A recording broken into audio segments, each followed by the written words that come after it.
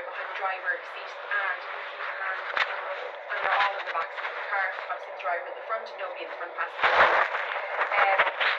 He said Danielle thought I was showing off by what? I think she thought I was being a show off. It was really a disagreement. She just thought I was showing off. And his legal counsel put to him, I don't want to, disrespect you, but could it be the case that you were showing off? He said he didn't believe so. Great case. Conor McGregor went on to describe that he didn't know the two ladies. He thought he was going to their party, but they got into his car. At this point he's kind of thinking, I might go home, I might say, it's nice to meet you, I'll see you again. But then they drove off. They went to James Lawrence's house at one stage, and he was asked how he knew James Lawrence. So he said, I know him the same way I know Nikita, kind of just through other people. But then when they were younger, they began to bond over a video game called Call of Duty. So he said, I'd go over to his house and play the game. So they kind of became friends in their late teen years. And Conor McGregor agreed that he would be a regular visitor to James Lawrence's home. He said that he had this routine at one point where he would drop his girlfriend. He said, I dropped my fiance off, and he grabbed no, she was my girlfriend at the time. At work, she was working in Crumlin. He would go to SPG in Street Bastion, where he was training at the time. And afterwards, he'd go to James's house. He'd go back to his girlfriend at the time, from work. And he'd go back to the gym where he taught a boxer-size class. So he was asked if he meet up with James Lawrence often as an adult, and he said he did. And then he was asked, what made you go to Mr. Lawrence's house on that particular morning? And he said he had two boisterous ladies full of energy, and he needed to level it out. That's when they wished for a party. And he also said that Nikita knew of James, so he decided to go to his house. He was asked to go around weeping, and he said no. He was asked what happened when he got to James. He said he got there, he went up to James's bedroom, he told him there was two lovely ladies to look out the window, they're asking for him. So I got him to join on board reluctantly. He was then asked, did he have any shoes on? And he said he didn't. He doesn't know why he had no shoes on, though, because Conor McGregor said he wasn't rushing him to get out of the house or anything to that effect. Then he was asked when they were in the car, so there was four of them in the car at this point, and he was asked where did they go, and he said at this point people knew that I had that room, people wanted to go back to the room. He said I wasn't sure if people, if he wanted people to go back to that room. He said, I didn't want people to wreck my room, I'd go sleep at night. Ask them why the tampon got shoved right up there. That says it happened really fast, right? Wake up in a wrecked room. He said they were having a lot of fun in the car, so he said we'll go and we'll check out this hotel, and he said he beckoned his driver. He said I was requested to get people to party with, get a hotel, get drink. People were asking things, and I was obliging, he said. It was then, he said he imagined that the security guards went to the reception to get the key to check into the room.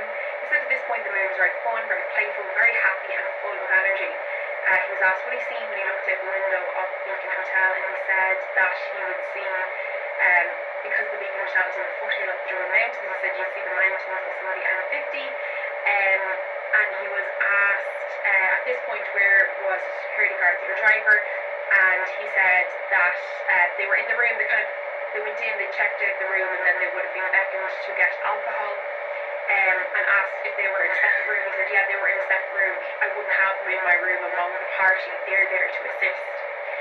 Then they began looking at photographs of these doors. So we heard actually an evidence from the Garda who was on the stand, the first witness on the stand for Conor McGregor's legal team. This morning, yeah, and he was a Garda, and he said that the penthouse was two rooms, so room 715 and room 717 together, so you could rent them out separately, book them separately, or if you book them together, they kind of take one of the beds out and put a couch or something into the room. So this is the adjoining door that we've heard so much about. So there's the bedroom where Conor McGregor is, with Nikita in the back, and then there's the sitting room where Danielle was with James.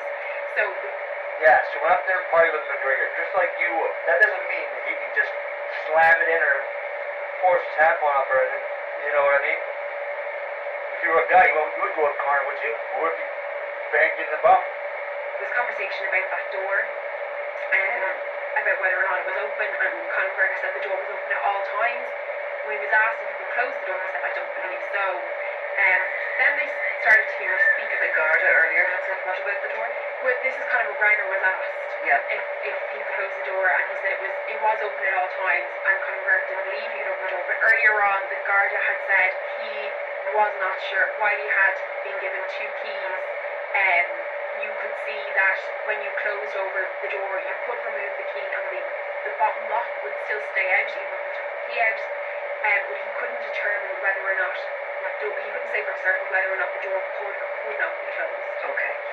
And Conor McGregor says he believes that that the door couldn't. He doesn't believe that it could be closed.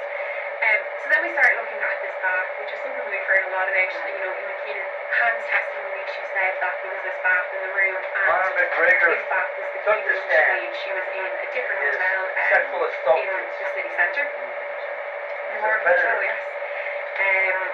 So Conor McGregor then took the evidence book with the photographs. He had a look in those, and he was asked then to talk about the bath. So he said when they went in, they were all looking around the room, and Nikita jumped into the bath. He said it was on an elevated step of stone.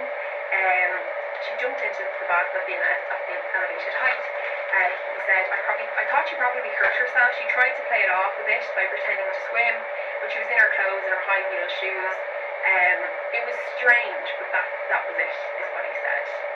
Then we move into the alcohol. So he's asked, what alcohol was ordered, and he said there was vodka mixtures, beers, Bacardi. He said there was Bacardi. Tampons rammed up in. He loves Bacardi.